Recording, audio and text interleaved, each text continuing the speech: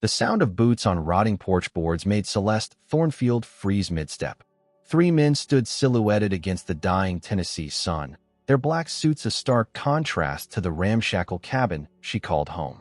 Edgar Thornfield.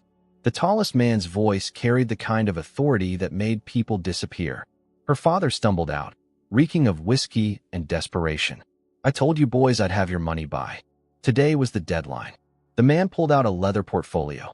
$50,000. Plus interest. Celeste pressed herself against the kitchen doorframe, heart hammering. She'd heard her father on drunken phone calls, pleading for more time, but 50,000 might as well have been 50 million. Look, I got something better than money. Edgar's words slurred together. My daughter. She's 19, never been touched, smart as a whip. Worth more than what I owe. The blood drained from Celeste's face. He wouldn't. He couldn't. You're offering your daughter as payment for a gambling debt. The man's tone suggested he'd heard worse proposals. She's beautiful, educated herself with books from the library truck. Any man would be lucky to have her. Edgar gestured toward the cabin. Celeste, get out here. She remained frozen until heavy footsteps approached the door. There was no escape route, nowhere to run in these mountains without dying of exposure or worse. Celeste stepped onto the porch, chin raised despite her terror. The three men assessed her like livestock at auction. The leader had steel-gray eyes that seemed to calculate her worth down to the penny. What's your name? Celeste Thornfield. Her voice came out steadier than she felt. Can you read and write? Yes, sir. Any medical conditions we should know about? The clinical nature of his questions made her stomach turn. No, sir. He nodded to one of his companions, who pulled out a phone and made a brief call. After a murmured conversation, he hung up. We have a buyer. Kieran Voss has agreed to take possession of your daughter in exchange for clearing your debt. Edgar's relief was palpable. Thank you, boys. You won't regret. We better not. The man's tone could have frozen hellfire. If you accumulate another debt of this size, there won't be any more negotiations. Celeste found her voice. I don't understand. What's happening to me? You're being transferred to Mr. Voss. He'll explain the terms when you arrive at his estate. But I haven't agreed to anything. The leader studied her with something that might have been sympathy. Your father had the legal right to make this arrangement. You're still considered his dependent under Tennessee law. Legal right. Celeste's voice rose. To sell me like property? To arrange a beneficial living situation that satisfies his financial obligations. The euphemism made her sick. Edgar avoided her eyes, focusing instead on the papers the men spread across the porch railing. His signature scrawled across the bottom looked like a death warrant. You have 30 minutes to pack essential belongings. Nothing more than one suitcase. Celeste stumbled back into the cabin, her hands shaking as she threw clothes into the battered case she'd used for overnight trips to her grandmother's house before the old woman died. She grabbed the few books she owned, her mother's jewelry box, and the worn photograph of Rosalind Thornfield that had sat on her nightstand for as long as she could remember. Her mother had died when Celeste was 7, leaving behind only scattered memories and a delicate silver necklace that her father claimed was worthless. Celeste fastened it around her neck, the small pendant settling against her collarbone like a protective charm. When she emerged from her bedroom, Edgar stood by the window, staring out at the mountains that had trapped them both in poverty. Daddy, he turned, and for a moment she saw the man who used to read her bedtime stories before the drinking consumed him. You'll have a better life than I could give you, Celeste. This Voss fellow, he's rich, powerful. You'll never go hungry again. But I don't want to leave you. Yes, you do. His smile held decades of regret. You've wanted to leave this place since you learned to read. Now you can. The men waited by a black sedan that looked expensive enough to feed her and Edgar for a year. As they loaded her suitcase into the trunk, Edgar pressed something into her hand. Your birth certificate and social security card. You'll need them. Celeste looked down at the documents, noting details she'd never paid attention to before. Her place of birth was listed as Nashville General Hospital, not the mountain clinic she'd always assumed. Why was I born in Nashville? But Edgar had already turned away, disappearing into the cabin without another word. The drive to Nashville passed in silence, punctuated only by the hum of expensive tires on asphalt. Celeste watched the mountains give way to rolling hills, then suburban sprawl, and finally the gleaming towers of a city she'd only seen in pictures. The sedan turned through wrought iron gates that opened as if by magic, following a circular drive to a mansion that belonged in magazines rather than real life. 3 stories of white stone and gleaming windows rose before her, surrounded by manicured gardens that probably cost more to maintain than most people's salaries. "Welcome to your new home, Miss Thornfield." The words sounded like a life sentence. The heavy oak door opened before Celeste could knock. A woman in her 50s stood in the doorway, her silver hair pulled into an elegant chignon and her dark eyes assessing Celeste with practiced efficiency. "Miss Thornfield, I presume. I'm Isadora, the head of household staff. Mr. Voss is waiting in his study." Celeste followed Isadora through a marble foyer that could have housed her entire cabin. Crystal chandeliers cast rainbow patterns across oil paintings that looked older than the state of Tennessee. Her footsteps echoed despite the Persian rugs scattered across the polished floor. "A few ground rules before you meet Mr. Voss," Isadora said without slowing her pace. "Breakfast is served at 7 sharp. Lunch at noon. Dinner at 6. You'll eat in the smaller dining room unless specifically invited to join Mr. Voss. The library is available to you, as are the gardens. The 3rd floor and the east wing are strictly off-limits." They passed rooms that seemed designed for entertaining royalty. A dining room with a table that could seat 20. A sitting room with furniture that probably cost more than most cars. Everything spoke of wealth so far beyond Celeste's experience that she felt like an alien visiting another planet. "Why are parts of the house off-limits?" "Mr. Voss values his privacy. I suggest you respect that if you want to maintain the comfortable arrangement he's offering." Isadora stopped before double doors carved with intricate patterns that hurt Celeste's eyes to follow. The older woman knocked twice, then entered without waiting for permission. "Sir, Miss Thornfield has arrived. Send her in." The voice was deep, controlled, and carried an edge that suggested its owner wasn't accustomed to being questioned. Celeste stepped into a study that belonged in a castle. Floor-to-ceiling bookshelves lined 3 walls, filled with leather-bound volumes that looked hand-bound. A massive desk dominated the center of the room, and behind it sat the man who now owned her. Kieran Voss was younger than she'd expected, perhaps in his early 30s, with dark hair and sharp features that might have been handsome if not for the coldness in his gray eyes. He wore an expensive suit that fit him like it had been sewn directly onto his body, and when he looked up from the papers he'd been reviewing, Celeste felt like a butterfly pinned to a display board. "Sit." She took the chair across from his desk, keeping her spine straight despite the urge to shrink into herself. Her mother had always told her that posture was the one thing poverty couldn't steal from a person. "I assume Edgar explained the terms of our arrangement." "He didn't explain anything. He just sold me to pay his gambling debts." Kieran's mouth curved into something that wasn't quite a smile. "Blunt. I appreciate that quality." He opened a folder and pulled out a document.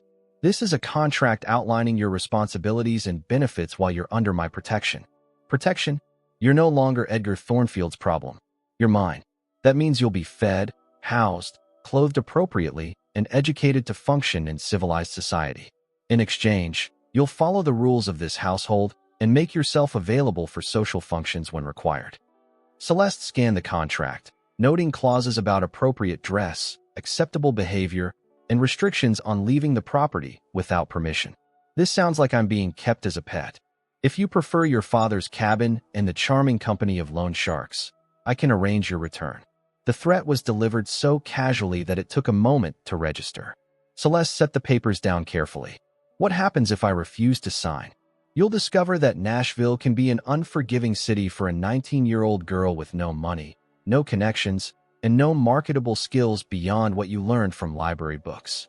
And if I do sign, you'll live better than 90% of the population while learning skills that will serve you well regardless of what the future holds."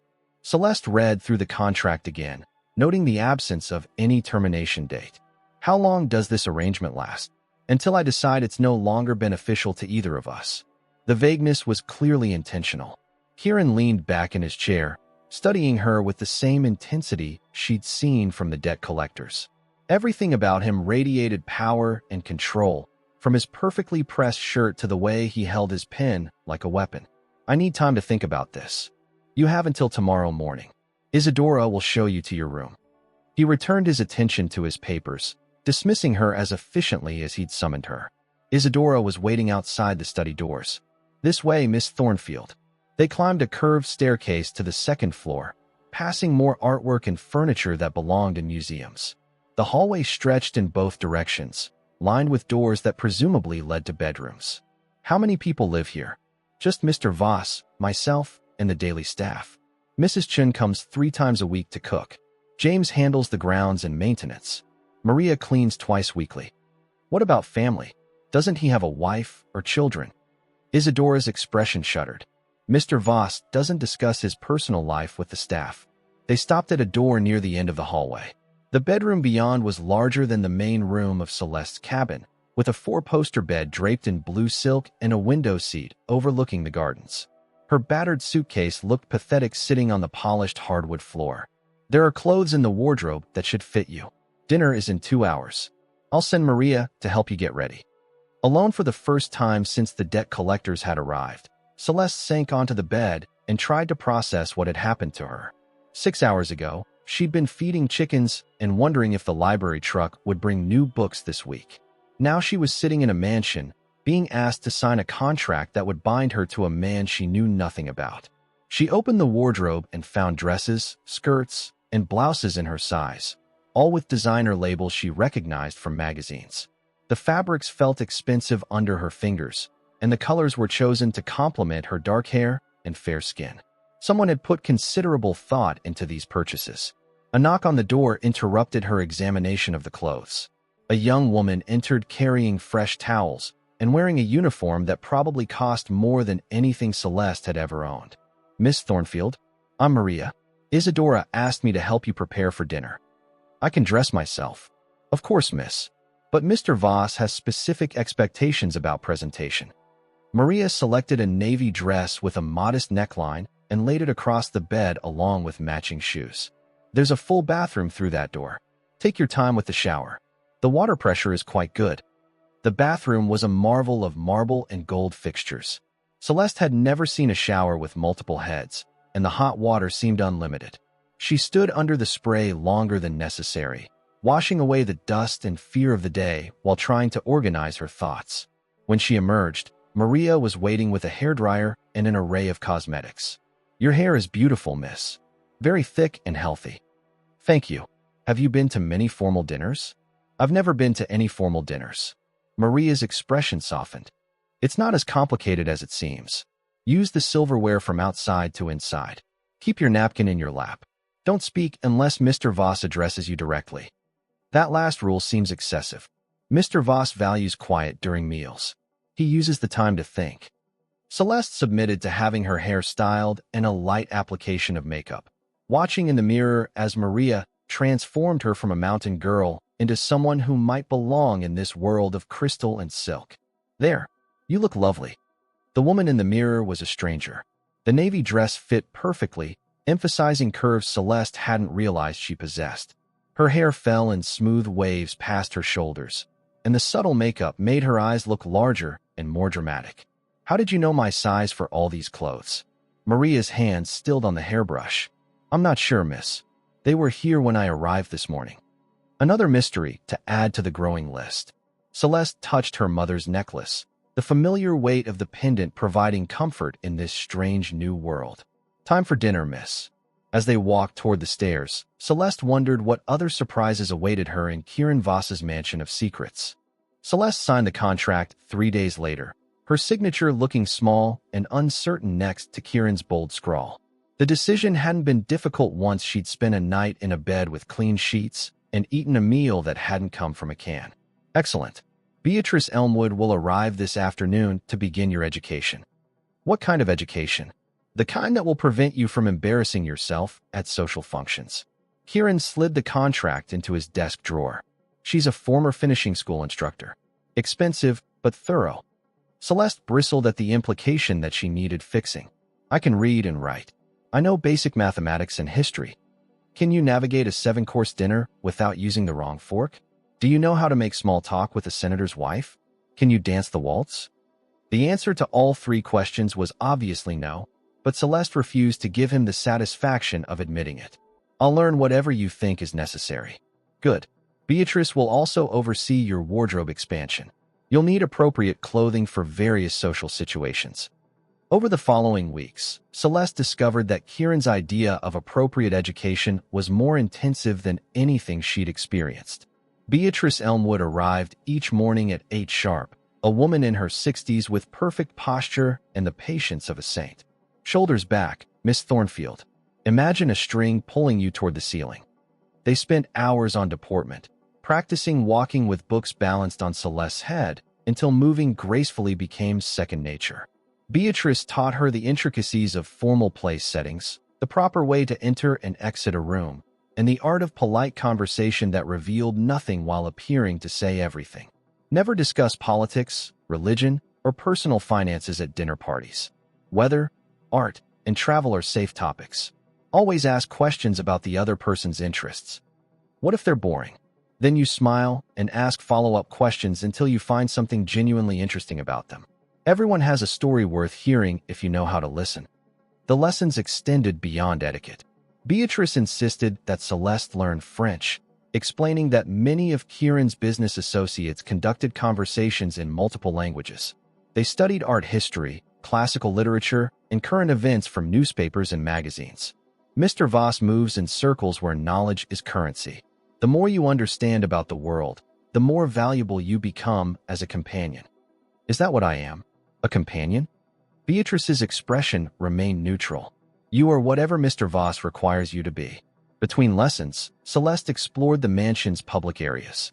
The library became her sanctuary, filled with volumes on subjects she'd only dreamed of studying.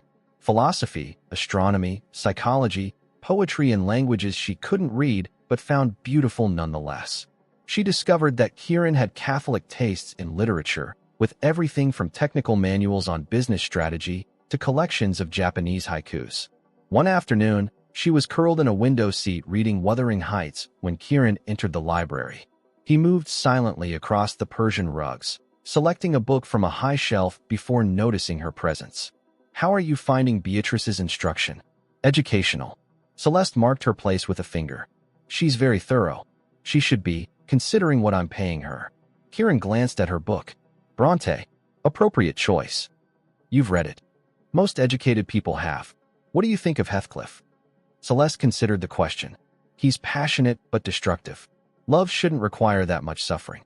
Yet Catherine chose Edgar over Heathcliff for his social position and wealth, and spent the rest of her life regretting it.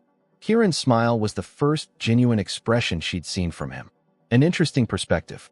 Most people focus on the romance rather than the social commentary. Maybe most people haven't lived in poverty. And what has poverty taught you? That money can't buy happiness, but the lack of it can certainly steal it. Something shifted in Kieran's expression, a crack in the polished facade that let her glimpse the man beneath. A wise observation. He left without selecting a book, leaving Celeste to wonder what had caused that moment of vulnerability. Their interactions became more frequent after that encounter. Kieran would appear in the library or join her for breakfast, engaging in conversations that ranged from literature to current events. He was exceptionally well-informed about politics and business, speaking knowledgeably about international markets and government policies. Celeste found herself looking forward to these discussions, enjoying the mental stimulation of matching wits with someone who challenged her assumptions. You have an interesting mind, he told her one morning over coffee.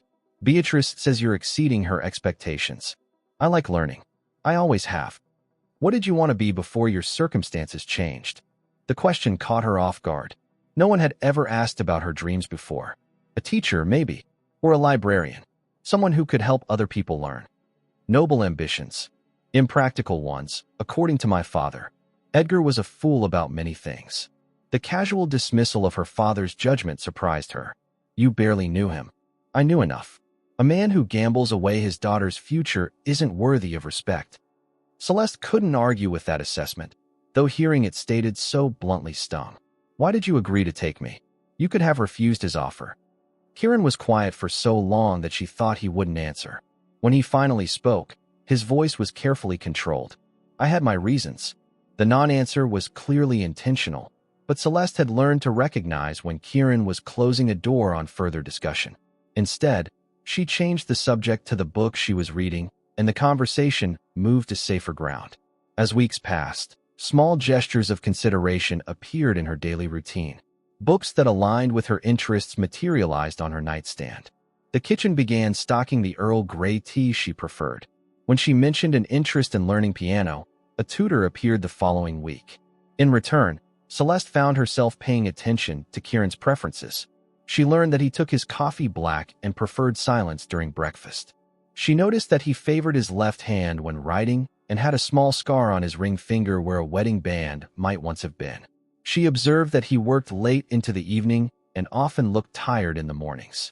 One evening, she brought him tea in his study, finding him rubbing his temples over a stack of financial reports. Headache? Nothing that unusual. Thank you for the tea. She'd prepared it exactly the way she'd seen Isadora do it, with a touch of honey and lemon. Kieran's surprise at the perfect preparation was quickly masked, but not before she caught the flash of something that might have been gratitude. Beatrice says I'm ready for my first social function. The Brennan Charity Gala next week. A good opportunity to practice what you've learned. Will you be there? Of course. You'll be accompanying me. The idea of appearing in public as Kieran's companion both thrilled and terrified her. What if I make a mistake? Then you'll learn from it and do better next time. That's not very reassuring. Kieran looked up from his papers, studying her with an intensity that made her pulse quicken. You'll be fine, Celeste. You're stronger than you realize. It was the first time he'd used her given name, and the sound of it in his deep voice sent an unexpected warmth through her chest. The moment stretched between them, charged with something neither seemed willing to acknowledge. I should let you get back to work. Yes. Good night. As she reached the door, his voice stopped her. Celeste. Yes. Wear the blue dress next week. The one with the silver embroidery. She nodded and fled to her room, her heart racing for reasons she didn't fully understand. That night, she lay awake wondering when her captor had begun to feel like something else entirely. The Brennan Charity Gala was held at the Hermitage Hotel, Nashville's crown jewel of elegance and old money. Celeste stepped out of Kieran's black Mercedes feeling like she was wearing a costume in a play she didn't understand. The blue dress fit her like liquid silk, the silver embroidery catching light from the hotel's chandeliers as they walked through the marble lobby. Remember what Beatrice taught you?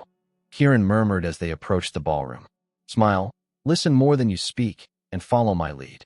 The ballroom was a sea of designer gowns and expensive suits, with crystal chandeliers casting warm light over Nashville's social elite.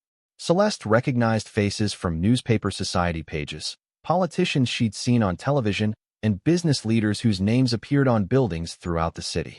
Kieran, darling. A woman in emerald green silk approached them, her smile sharp enough to cut glass. I was wondering when you'd arrive. Victoria, you look lovely as always. The woman's calculating gaze shifted to Celeste. And who is this charming young lady? Celeste Thornfield. Celeste, this is Victoria Brennan, tonight's hostess. How wonderful to meet you, dear. I don't believe I know the Thornfields. They're not from Nashville, Kieran replied smoothly before Celeste could respond. Ah, well, welcome to our little gathering. I do hope you'll enjoy yourself. Victoria's dismissal was polite but unmistakable. As she glided away to greet other guests, Celeste felt the weight of curious stares from nearby conversations. She doesn't approve of me. Victoria doesn't approve of anyone who isn't third-generation Nashville royalty. Her opinion is irrelevant. A waiter appeared with champagne, and Kieran selected 2 glasses, handing one to Celeste. She sipped the sparkling wine, enjoying the bubbles against her tongue while observing the intricate dance of social interactions around them. Kieran Voss, you magnificent bastard. A man in his 40s approached with arms outstretched and a smile that seemed genuinely warm. He was handsome in a polished way, with silver threading through his dark hair and the kind of tan that suggested frequent vacations in expensive places. Cassius, I thought you were in Europe. Just returned yesterday. The Frankfurt deal went through beautifully, thanks to your advice. Cassius's attention shifted to Celeste with obvious interest. And who is this vision you're hiding from the rest of us? Celeste Thornfield, meet Cassius Brennan. Victoria's brother? The less respectable sibling, Cassius said with a wink. I handle the family's more adventurous investments while Victoria maintains our social standing. Kieran's hand settled on the small of Celeste's back, a possessive gesture that didn't escape Cassius's notice. How was your trip? Profitable, but lonely. I don't suppose you'd consider lending me your lovely companion for a dance." The request hung in the air while both men studied each other with the intensity of territorial animals. Celeste felt like a prize being evaluated rather than a person capable of making her own decisions. "I don't think," she began. "Of course," Kieran interrupted. "One dance." Cassius offered his arm with a triumphant smile. "Shall we?" The dance floor was crowded with couples moving to a waltz performed by a string quartet. Cassius proved to be an excellent dancer, leading her through the steps with practiced ease while maintaining a conversation that revealed impressive charm. "You're full of surprises, Miss Thornfield." I expected Kieran's companion to be more conventional. "What makes you think I'm not conventional?" "The way you watch everything like you're cataloging details for later analysis. Most women at these events are too busy being seen to actually observe." "Maybe I'm just nervous." "Nervous women don't stand as straight as you do. You have the posture of someone accustomed to facing challenges." His hand tightened slightly on her waist. "Where did Kieran find you?" "We have mutual acquaintances." How delightfully vague. He's always been secretive about his personal life. The song ended, but Cassius didn't immediately release her. "Would you like to see the hotel's famous gardens? They're quite beautiful in the moonlight." I should return to Kieran. "Of course. Perhaps later." As they walked back toward their table, Cassius leaned closer. "A word of advice, my dear. Kieran Voss is a dangerous man to fall in love with. He has a talent for discarding things when they no longer serve his purposes." Before Celeste could respond, they'd reached Kieran's side. He stood with a group of men discussing business, but his attention immediately focused on her return. "Thank you for the dance," Cassius said loudly enough for the group to hear. "Your companion is as graceful as she is beautiful, Kieran. You're a lucky man." "Indeed I am." The evening progressed through dinner courses that showcased the hotel's renowned cuisine. Celeste found herself seated between Kieran and a federal judge's wife who proved to be surprisingly engaging on subjects ranging from art to politics. The conversation flowed easily, and Celeste began to relax as she realized her education with Beatrice had prepared her well for this world. "You're doing beautifully," Kieran murmured during a lull between courses. "Beatrice deserves the credit. Beatrice taught you the rules. The intelligence behind your conversations is entirely your own." The compliment warmed her more than the wine. Across the table, she noticed Cassius watching their interaction with calculating interest. After dinner, the party moved to a terrace overlooking the hotel's gardens. String lights created a magical atmosphere, and couples danced to music that drifted through open doors. Celeste stood at the stone railing, enjoying the cool night air after the warmth of the crowded ballroom. Contemplating escape, she turned to find Cassius approaching with 2 champagne flutes. "Just enjoying the quiet." These events can be overwhelming for newcomers. All that practiced civility hiding years of grudges and secret alliances. "You sound cynical for someone whose family benefits from these gatherings. Money and power require cynicism to navigate successfully. Surely Kieran has taught you that." "What makes you think Kieran is teaching me anything?" Cassius laughed, a sound without genuine humor. "My dear girl, men like Kieran Voss don't acquire beautiful young women for decoration. You're being prepared for something specific." "And what would that be?" "Marriage to someone useful, most likely. A strategic alliance disguised as romance." The suggestion hit her like cold water. "You don't know what you're talking about." "Don't I? Tell me, has he introduced you to his business associates? Taken you to important meetings? Or are you kept safely isolated until occasions like tonight, when you can be displayed as evidence of his softer side?" Celeste wanted to argue, but the accuracy of his observations was disturbing. Kieran had never included her in his professional life beyond these carefully orchestrated social appearances. "Cassius," Kieran's voice cut through the conversation like a blade.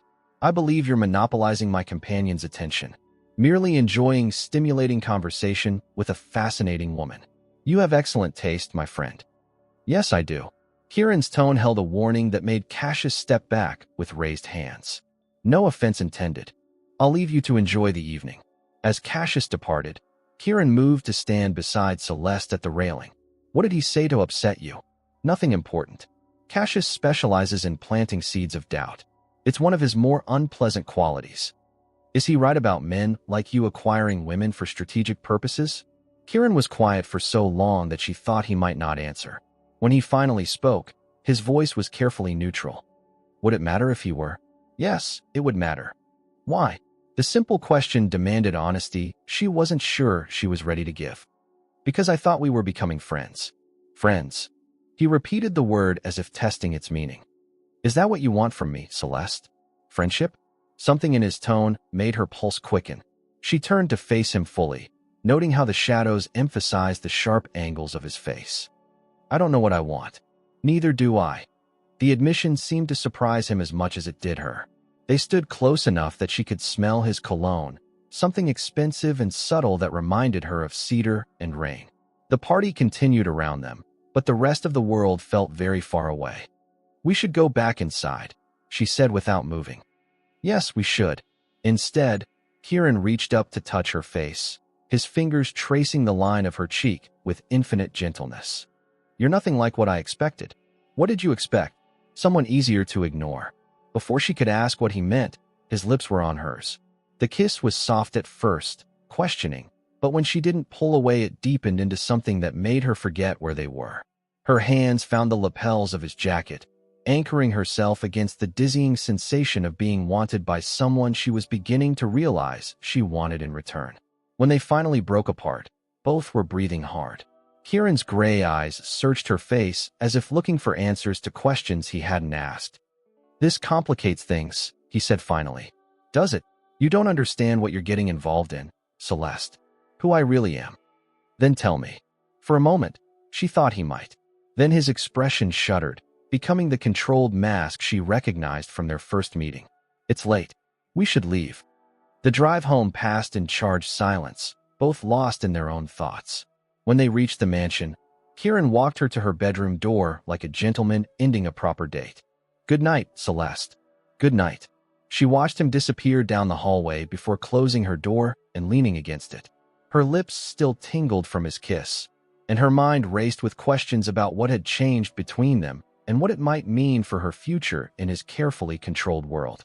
The morning after the gala, Celeste woke to find Kieran had left for a business trip to Atlanta without saying goodbye. Isadora delivered the news with her usual efficiency, along with a note written in Kieran's precise handwriting. Away for 3 days. Make yourself at home.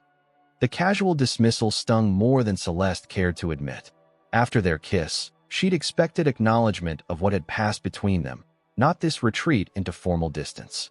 She spent the first day restlessly wandering the mansion, unable to concentrate on books or the piano lessons that usually provided comfort.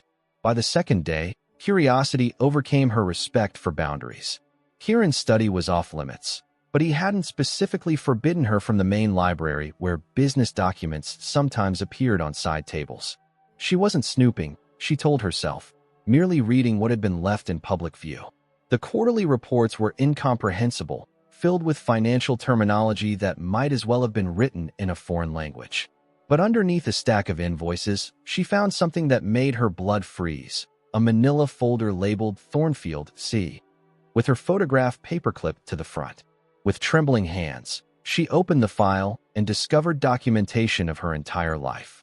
Her birth certificate, school records that somehow went back to elementary school, medical records from the county clinic, even copies of library checkout lists from the past 5 years. Someone had been watching her long before Edgar accumulated his gambling debts. The most disturbing discovery was a series of photographs spanning several years. Celeste at 15, walking to the library truck. Celeste at 17, working in the small garden behind their cabin. Celeste at 18, sitting on the porch reading a book. All taken from a distance with a telephoto lens, all bearing timestamps that proved extensive surveillance. At the bottom of the file, she found a photograph that nearly stopped her heart. A beautiful woman with dark hair and kind eyes, standing beside a man who looked nothing like Edgar Thornfield. The woman wore the same silver necklace that now hung around Celeste's neck. Written on the back in fading ink, Rosalind Thornfield, Nashville General Hospital, April 15th. The date matched Celeste's birthday. She was still staring at the photograph when footsteps echoed in the marble foyer. Panic shot through her as she realized Kieran had returned early.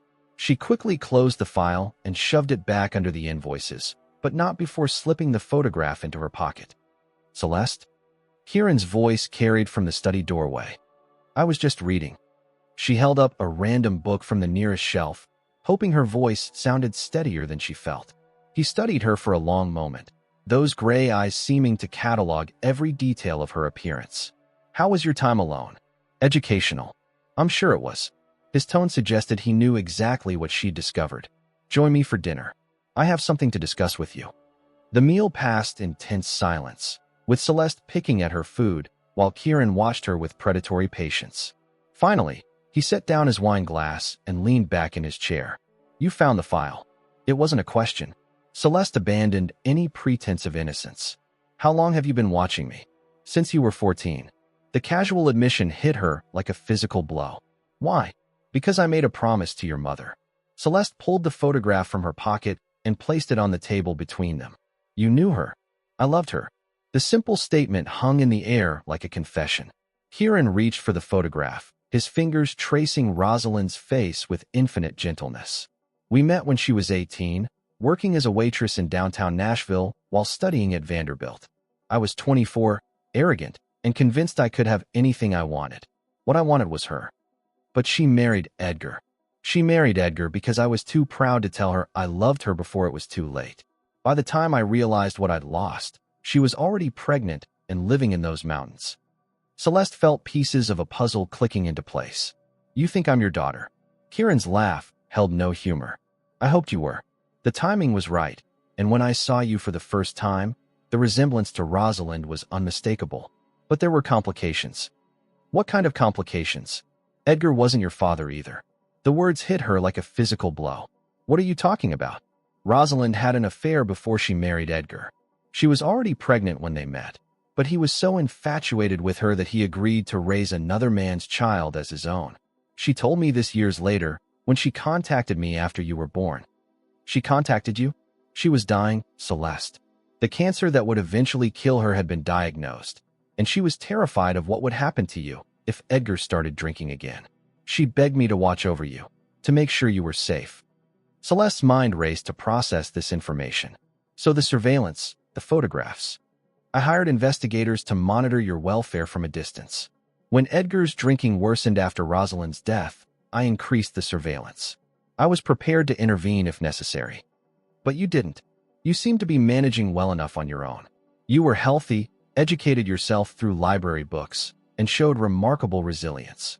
I thought you were better off in familiar surroundings than being uprooted by a stranger. Until Edgar decided to sell me to pay his gambling debts. The debt collectors were working for me. The admission landed like a thunderbolt. Celeste stared at him, trying to reconcile this revelation with everything she thought she knew. You orchestrated the whole thing. I created a situation where Edgar would be forced to contact me. I never anticipated he would offer you as payment, but when he did, I saw an opportunity to fulfill my promise to your mother. By buying me like property, by removing you from a dangerous situation and giving you opportunities you never would have had otherwise.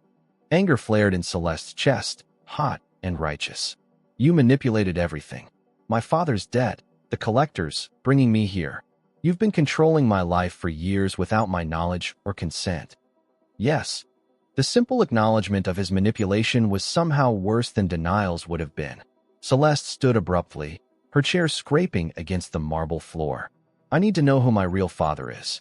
Celeste, I need to know. Kieran was quiet for a long moment, studying her face as if memorizing it. His name was James Morrison. He was a professor at Vanderbilt, married with 3 children. Rosalind never told him about the pregnancy. Is he still alive? He died in a car accident when you were 12. Another dead end, another piece of her identity that would forever remain incomplete. Celeste felt tears threatening and fought them back with sheer willpower. So I'm no one. An orphan with no real family and no idea who I really am. You're wrong. Kieran stood and moved around the table until he was close enough to touch her, though he kept his hands at his sides. You're Rosalind's daughter.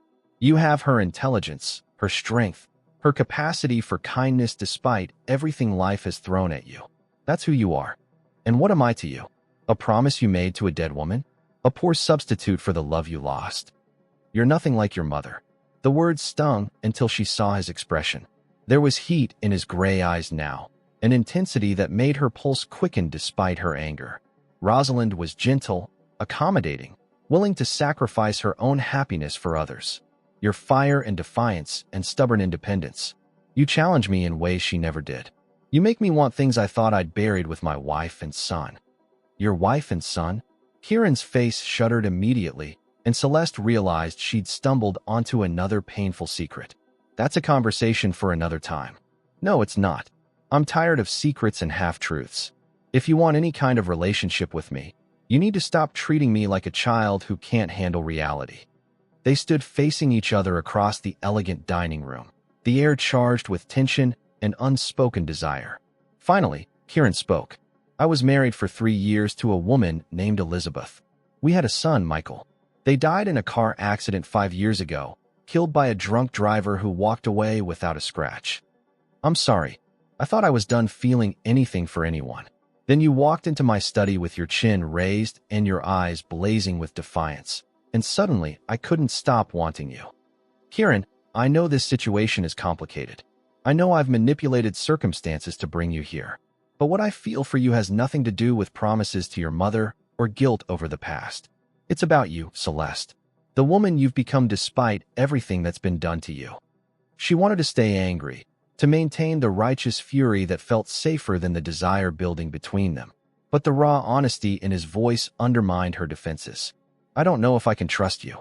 I don't know if you should. That's not very encouraging. I'm not a good man, Celeste. I've done things that would horrify you if you knew the details.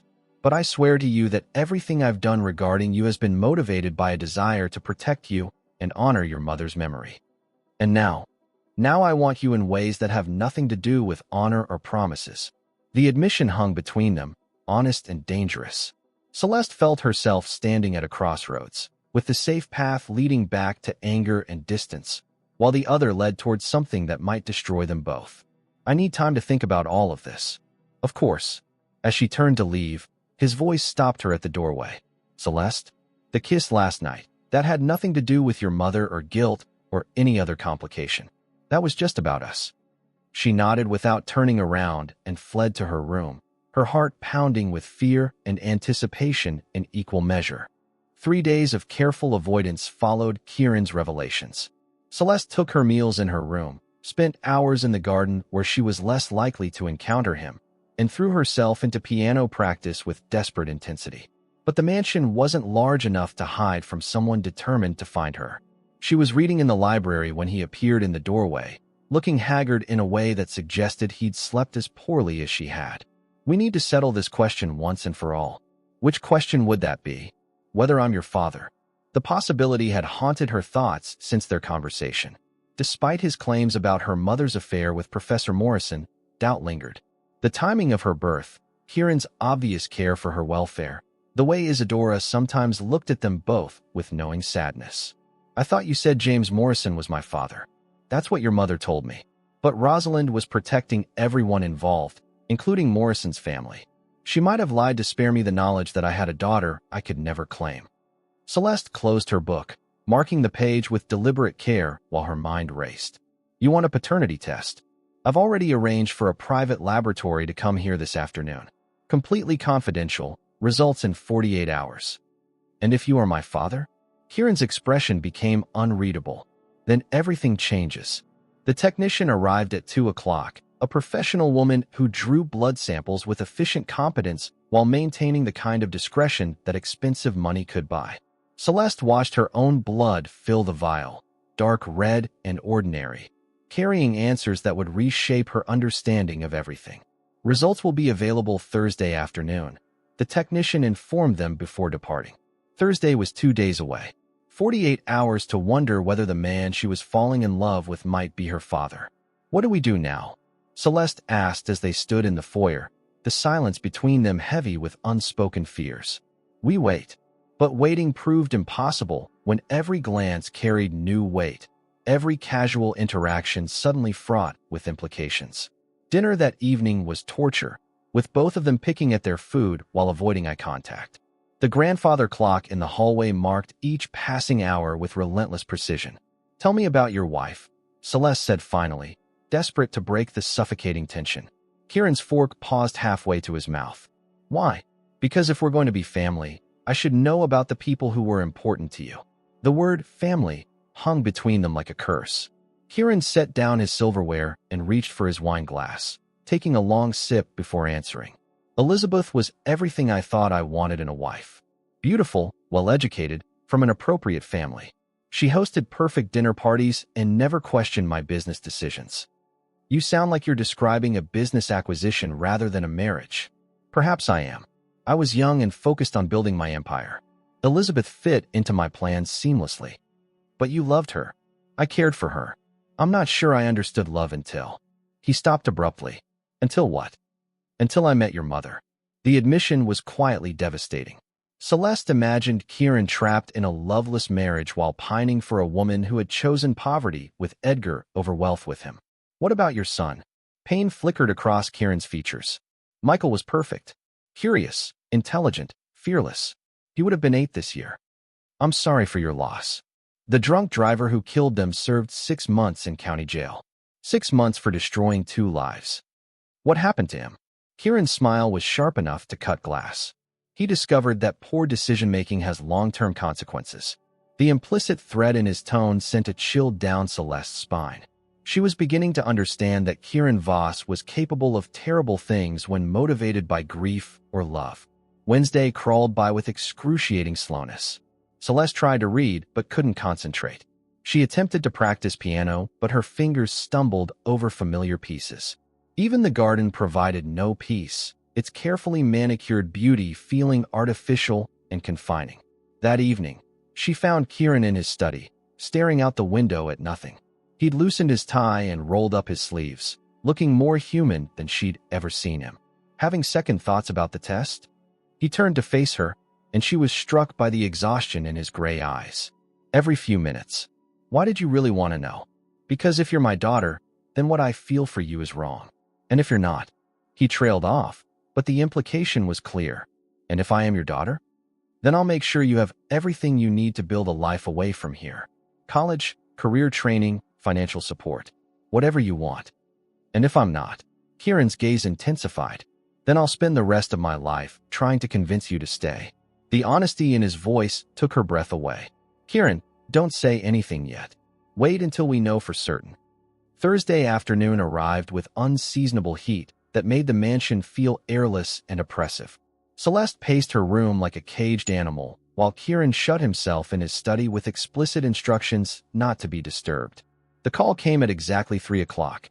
Isadora knocked on Celeste's door with the gravity of someone announcing a death. Mr. Voss requests your presence in the study. Celeste followed the older woman downstairs on unsteady legs. Kieran stood behind his desk holding a sealed envelope, his face giving nothing away. The results. Yes.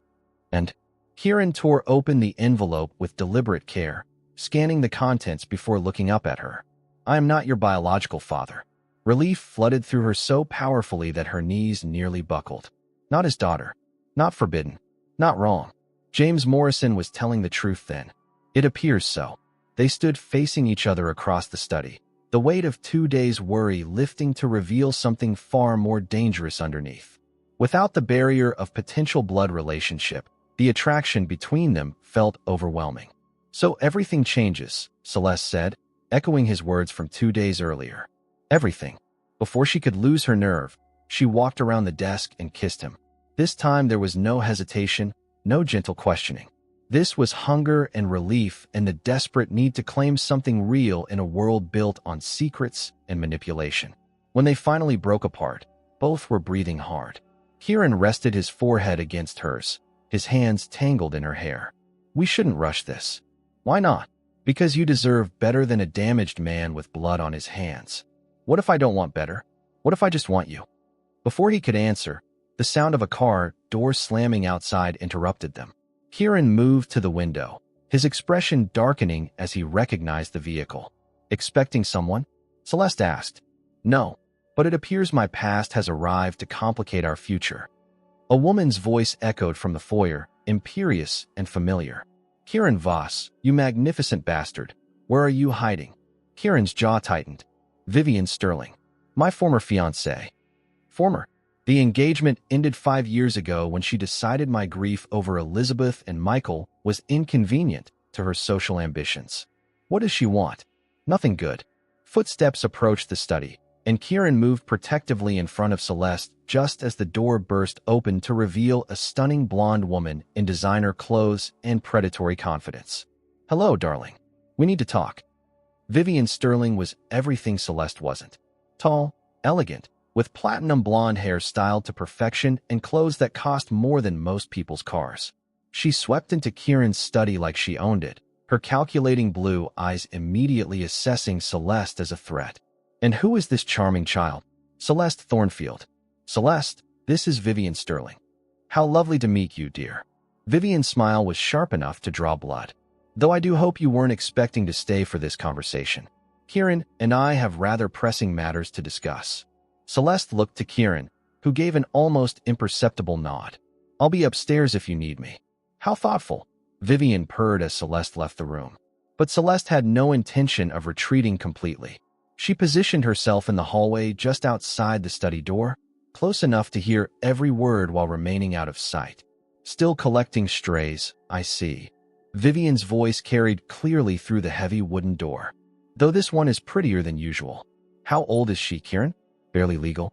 "Get to the point, Vivian. What do you want?" "Such hostility toward your former fiancé." "I'm hurt. We were never engaged. We had an understanding that ended when you decided my grief was socially inconvenient." "Water under the bridge, darling. I'm here about more recent developments." A pause, then Kieran's voice, dangerously quiet. "What developments? Do you remember that night 6 months ago? The anniversary of dear Elizabeth and Michael's death? You were so devastatingly drunk and heartbroken. I found you at that dive bar downtown, barely coherent. I remember you taking me home. And what happened after that?" The silence stretched so long that Celeste wondered if they'd stop talking. When Kieran finally spoke, his voice was carefully controlled. "You're lying." "Am I?" "Because I have something that suggests otherwise." The sound of rustling papers, then Vivian's triumphant laugh. "Pregnancy test results, darling. Positive. 12 weeks along." Celeste's blood turned to ice. "Pregnant?" Vivian was claiming to be pregnant with Kieran's child. "That's impossible." "Is it?" "You were quite passionate that night. Once I reminded you what you'd been missing." Desperate grief makes men so wonderfully reckless. "Even if what you're claiming is true, which I doubt, what does this have to do with me?" "Everything, my dear Kieran. Because I'm prepared to make this situation very public unless we reach an understanding." "What kind of understanding?" "Marriage, of course. A proper wedding, a legitimate heir, and a return to the social standing we both deserve." "And if I refuse?" "Then Nashville society will learn that Kieran Voss abandoned his pregnant fiancée for a teenage mountain girl. Your business reputation, your carefully cultivated image of respectability, all of it destroyed." Celeste pressed herself against the wall, fighting the urge to burst into the room and defend Kieran against these accusations. But something held her back, a growing dread that there might be truth in Vivian's claims. "You have 48 hours to consider my proposal," Vivian continued. "I'll expect your answer by Saturday evening. Oh, and Kieran, don't even think about trying to discredit me.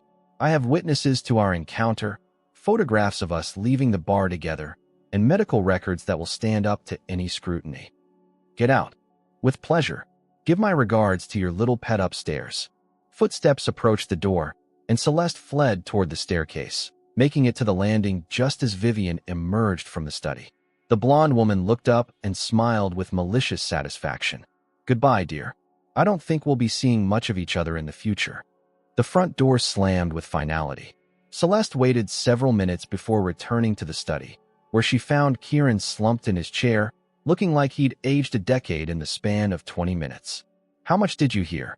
"All of it." He nodded without surprise. "I should have expected you to eavesdrop." "Is it true? About that night 6 months ago?" Kieran was quiet for so long that she thought he wouldn't answer. When he finally spoke, his voice was hollow. "I don't remember. I was drunk enough that entire evening is mostly blackout. But it's possible. You slept with your ex-fiancé while grieving your dead wife and son." If Vivian is telling the truth, yes. The betrayal hit her like a physical blow, even though she knew she had no right to feel betrayed. 6 months ago, she'd been nothing to him but a name in a surveillance file. And now she's pregnant. She claims to be pregnant. Vivian is capable of elaborate deceptions when they serve her purposes. But you can't be sure. No. I can't be sure. The admission hung between them like a death sentence. Even if there was only a chance that Vivian carried Kieran's child, the implications were staggering. What are you going to do? I don't know. Before Celeste could respond, her phone rang. She glanced at the screen and frowned at the unfamiliar number with a local area code. Hello, Celeste Thornfield? The voice was smooth, cultured, with a slight accent she couldn't place. Yes, my name is Cassius Brennan. We met at the charity gala. I'm afraid I have some rather urgent information about your current situation. Celeste's blood chilled. What kind of information? The kind that concerns your safety. I'm calling from a secure location, but I can't discuss this over the phone. Can you meet me? I don't think. Miss Thornfield, Kieran Voss is not the man you think he is. And Vivian Sterling's visit today was only the beginning. If you want to know the truth about who you really are and why you're really there, meet me at the Riverside Diner on Charlotte Avenue in 1 hour. How did you know about Vivian? Because I've been watching both of you. Your life may depend on this conversation. The line went dead. Celeste stared at the phone, her mind racing. Cassius Brennan, who had warned her about Kieran at the gala, who had danced with her and made observations that now seemed prophetic. Who was that? Kieran asked. Celeste looked at him, this man she thought she loved, who might be about to marry another woman carrying his child. Wrong number. She turned and walked out of the study, her decision already made. If Kieran was keeping secrets that endangered her, she needed to know what they were, even if the truth destroyed everything she'd begun to hope for. The Riverside Diner was exactly the kind of place Celeste would have expected from her old life, not her new one. Cracked vinyl booths, fluorescent lighting, and the smell of coffee that had been brewing too long. She found Cassius in a corner booth, looking incongruous in his expensive suit among the truckers and night shift workers. Thank you for coming, he said as she slid into the seat across from him. I wasn't certain you would. You said my life was in danger. I'd like to know why. Cassius signaled the waitress for coffee before leaning forward with serious intensity. What has Kieran told you about your mother's death? That she died of cancer when I was 7. She died of cancer, yes, but not when you were 7. She died 2 years ago. The words hit Celeste like ice water. That's impossible. I remember her funeral. You remember Edgar telling you she was dead. But Rosalind Thornfield lived in a care facility in Memphis until she succumbed to cancer 24 months ago. Kieran paid for her treatment. You're lying. Am I? Cassius pulled out a manila envelope and spread photographs across the sticky table. These were taken 18 months ago. Celeste stared at images of a woman who was unmistakably her mother, older and thinner, but alive, sitting in a wheelchair in what appeared to be a hospital garden, talking to a nurse, reading a book with trembling hands. Why would Edgar lie about her death? Because Kieran paid him to. Your mother wanted to protect you from watching her deteriorate. She thought a clean break would be kinder than a prolonged goodbye. Tears blurred Celeste's vision. Her mother had been alive for 12 years longer than she believed. 12 years of missed conversations, missed birthdays, missed opportunities to say goodbye properly. There's more. Cassius continued gently. Kieran isn't who you think he is. His business empire is built on money laundering for organized crime families. He's not just wealthy, Celeste. He's dangerous. I don't believe you. Your mother discovered this before she died. She tried to withdraw her request for him to watch over you, but it was too late. She'd already signed documents giving him legal guardianship in the event of Edgar's incapacity. Guardianship? Edgar's gambling debts weren't to random creditors. They were to Kieran's associates. The whole scenario was orchestrated to activate the guardianship clause. Celeste's mind reeled as pieces fell into place. The surveillance, the perfectly timed debt crisis, the men who had known exactly where to find Edgar and what he would do when cornered. You're saying he's been planning this for years. I'm saying he's obsessed with you because you're the closest thing he'll ever have to your mother. And now that Vivian Sterling is pregnant with his child, you've become a liability. What do you mean? Cassius's expression grew grave. Men like Kieran don't leave loose ends. If he marries Vivian, you become a threat to his respectable facade, a reminder of questionable choices and criminal associations. He wouldn't hurt me, wouldn't he? How well do you really know him? Before Celeste could answer, the diner's bell chimed and Kieran walked in. His gray eyes swept the room until they found her, and his expression went from relief to cold fury as he recognized her companion. Celeste, we're leaving. She's not going anywhere with you. Cassius said, standing to block Kieran's approach. This doesn't concern you, Brennan. It concerns me when you manipulate innocent women for your own twisted purposes. The two men faced each other with barely contained violence. Other patrons began to notice the tension, some reaching for phones to call police. Enough, Celeste said, sliding out of the booth. Both of you stop. Celeste, please, Cassius said. You don't understand what he's capable of. Actually, I do. She looked directly at Kieran. I know about the money laundering. I know about the organized crime connections. I know you orchestrated Edgar's death to activate guardianship papers my mother signed. Kieran's expression didn't change, but something flickered in his eyes. And I also know that Vivian Sterling was never pregnant. Both men stared at her in surprise. I called her doctor's office pretending to be her assistant, confirming an appointment. There are no pregnancy records for Vivian Sterling. She lied to manipulate you into marriage. How did you? Because I'm not the naive mountain girl everyone thinks I am. I'm my mother's daughter, which means I'm smart enough to verify threats before I believe them. Kieran stepped closer, hope replacing the resignation in his face. Celeste, I'm not finished. Cassius, you're right about Kieran's criminal associations, but you're wrong about his motivations. He's not keeping me because I remind him of my mother. He's keeping me because he loves me. How can you be sure? Because this morning he gave me a choice. When we thought he might be my father, he offered to send me away with enough money to build any life I wanted. A man planning to eliminate a liability doesn't offer freedom and financial independence. She turned to face Kieran fully. You should have told me the truth about everything from the beginning. I was afraid you'd run. I might have, but I also might have chosen to stay anyway. And now, Celeste considered the question that would determine both their futures.